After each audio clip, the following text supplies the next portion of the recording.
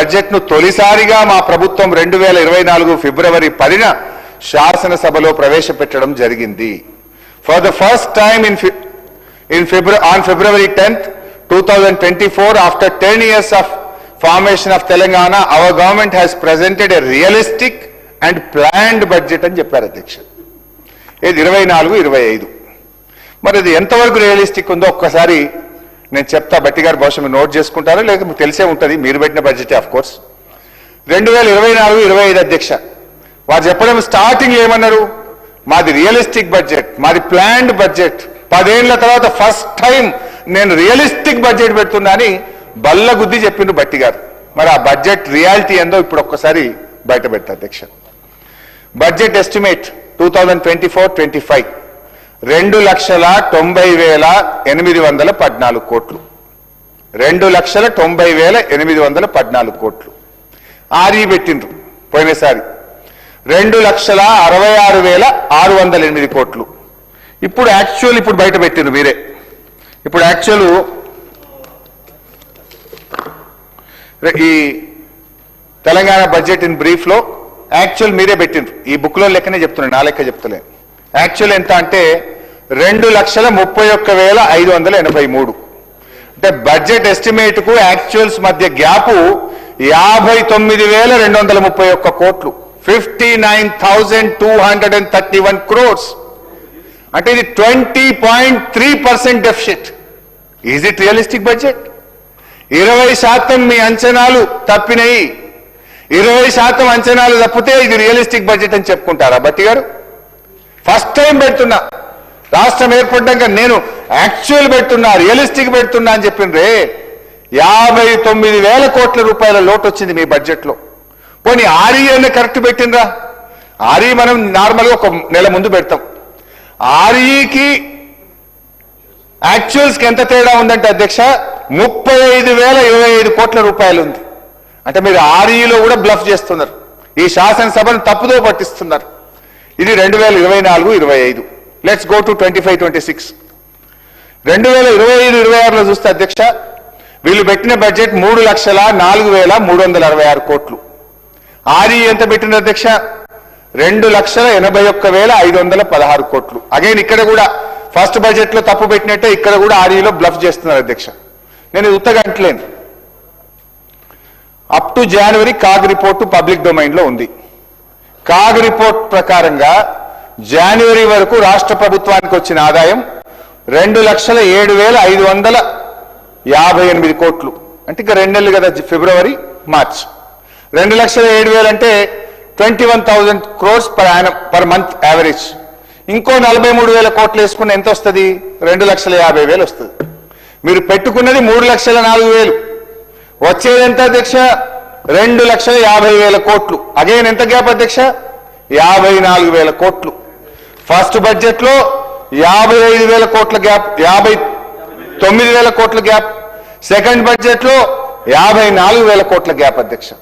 ఇక third budget నిన్న పెట్టారు.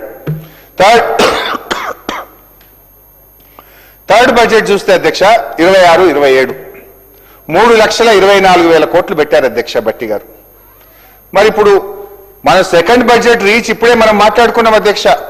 హార్డ్లీ అది 2,50,000 కంటే ఎక్కువ చేరే పరిస్థితి లేదు. ఇప్పుడు ఎంత పెట్టారు? 3,24 పెట్టిండ్రు. 74,000 కోట్ల రూపాయలు ఎక్కువ పెట్టారు.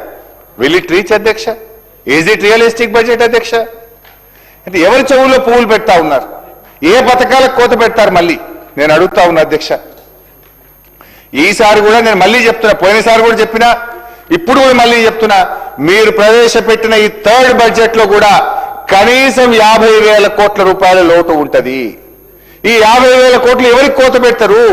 ఎస్సీలకా, మైనార్టీలకా, బీసీలకా, మళ్ళీ రాజీవ్ యువ వికాసానికా, మళ్ళీ ఇందిరమ్మ ఆత్మీయ భరోసాకా, దేనికి కోత పెట్టారు అని నేను అడుగుతా ఉన్నా అధ్యక్ష. మొదటి బడ్జెట్ లో 59,000 కోట్ల గ్యాప్, రెండో బడ్జెట్ లో 54,000 కోట్ల గ్యాప్, మూడో బడ్జెట్ లో కూడా కనీసం 50,000 కోట్ల రూపాయల గ్యాప్ ఉండబోతా ఉన్నది. మరి దీన్ని పట్టుకొని మీరు రియలిస్టిక్ బడ్జెట్, ప్లాన్డ్ బడ్జెట్ అంటే దీనికి మీరు ఏం సమాధానం చెప్తారు? వాస్తవిక బడ్జెట్ అని భ్రమలు కల్పించడం తప్ప వాస్తవంగా మీరు చేస్తున్నది ఏమిటి? It is proved that budget figures have become fiction while expenditure has become a glaring truth. Budget కేటాయింపులు చేస్తున్న ఖర్చుల్లో భారీ కోత వల్లనే సంక్షేమ పథకాల అమలు ఇవాళ ప్రశ్నార్థకంగా మారింది. అందుకే రైతు భరోసాలో కోతలు, పంటల బోనస్లో కోతలు, రుణమాఫీలో కోతలు, ఇందిరమ్మ ఆత్మీయ భరోసాలో కోతలు, రాజీవ్ యువ వికాసంలో కోతలు, కళ్యాణ లక్ష్మిలో కోతలు. కోతలు మాత్రమే కాదు అధ్యక్ష, అనేక పథకాలు కూడా బంద్ అవుతా ఉన్నాయి. న్యూట్రిషన్ కిట్ బంధు, దళిత బంధు, బీసీ బంధు, గొర్రెల పంపిణీ బంధు, చేప పిల్లల పంపిణీ బంధు, బతుకమ్మ చీరలు బంధు, ఇట్లా అనేక రకాల పథకాలు కూడా బంద్ పెడతా ఉన్నారు అధ్యక్ష. ఇటు కోతలు బంధులు తప్ప ఏమైతుంది అధ్యక్ష అని నేను అడుగుతా ఉన్నా అధ్యక్ష. ఇకపోతే భట్టి గారు తన బడ్జెట్ ప్రసంగంలో జిఎస్డిపి గ్రోత్ గురించి చాలా గొప్పగా చెప్పారు అధ్యక్ష. ఏమన్నారంటే తన బడ్జెట్ ప్రసంగంలో ఇక్కడ కూడా అంకెలతో మభ్యపెట్టే ప్రయత్నం చేసినారు. గ్రోత్ సాధించినట్టు గొప్పలు చెప్పుకునేటువంటి ప్రయత్నం చేసినారు. కానీ వాస్తవానికి జిఎస్డిపి తలసరి ఆదాయం విషయంలో రాష్ట్రం వృద్ధి సాధించలేదు. రాష్ట్ర యొక్క వృద్ధి మీ పాలనలో పడిపోయింది. నేను నోటి మాటలతో చెప్పట్లేదు. With data, with figures, with books I have come here. అధ్యక్ష, తలసరి ఆదాయం అధ్యక్ష 9 ఏళ్ల బీఆర్ఎస్ పాలనలో తలసరి ఆదాయం యొక్క వృద్ధి రేటు 14%. 2024-25 కాంగ్రెస్ పాలనలో తలసరి ఆదాయం వృద్ధి రేటు 10.6%. 2025-26 కాంగ్రెస్ రెండవ సంవత్సరం పాలనలో తలసరి ఆదాయం వృద్ధి రేటు 10.2%. మరి కాంగ్రెస్ పాలనలో తలసరి ఆదాయ వృద్ధి రేటు పడిపోయిందా, పెరిగిందా?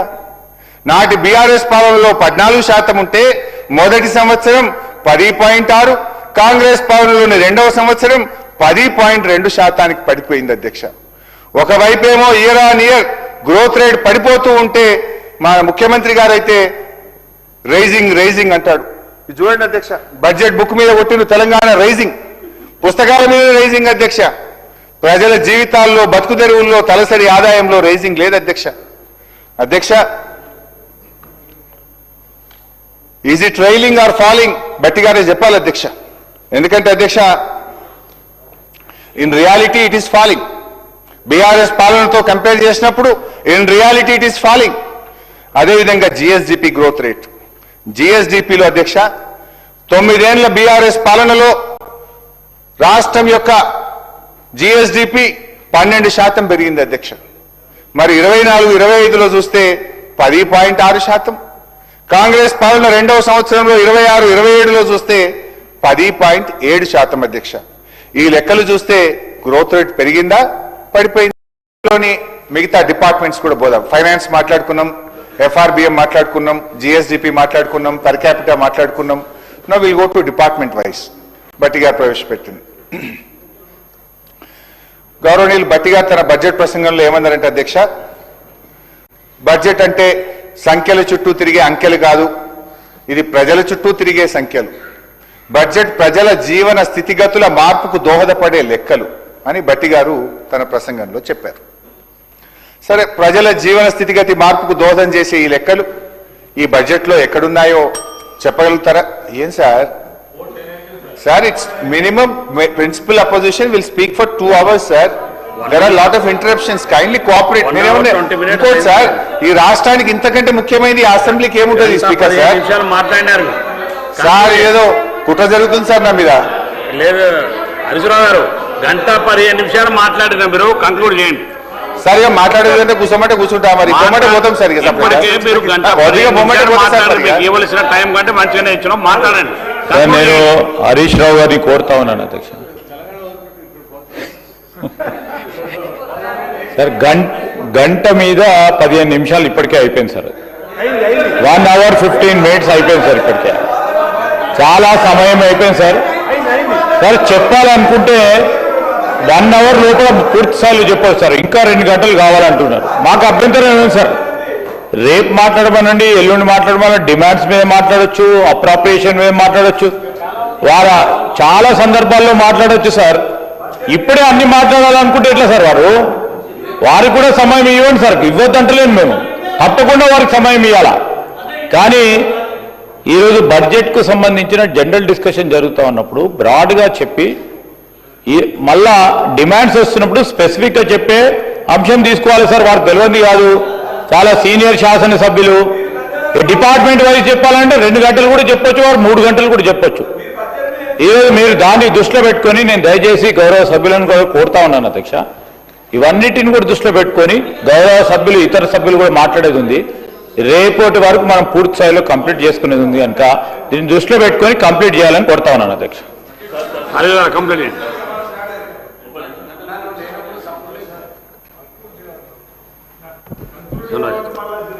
గవర్నర్లు లెజిస్లేటివ్ అఫైర్ మినిస్టర్ గారు అంటే ఇంత బడ్జెట్ అనేది ఇంపార్టెంట్ సబ్జెక్టు మీద మా నాయకుడు మాట్లాడుతుంటే గంట అయిపోయింది అంటూ సార్ టీ బ్రేక్ అని 2.5 గంటలు మమ్మల్ని కూర్చోబెట్టారు. Please please please please please చెప్పనివ్వండి సార్. 2.5 గంటలు టీ బ్రేక్ అని 2.5 గంటలు కూర్చోబెడితే మేము కూర్చున్నాం సార్. గవర్నర్ అడ్రస్ మీద ధన్యవాదాలు చెప్పేటప్పుడు ముఖ్యమంత్రి గారు ఢిల్లీకి వస్తారంటే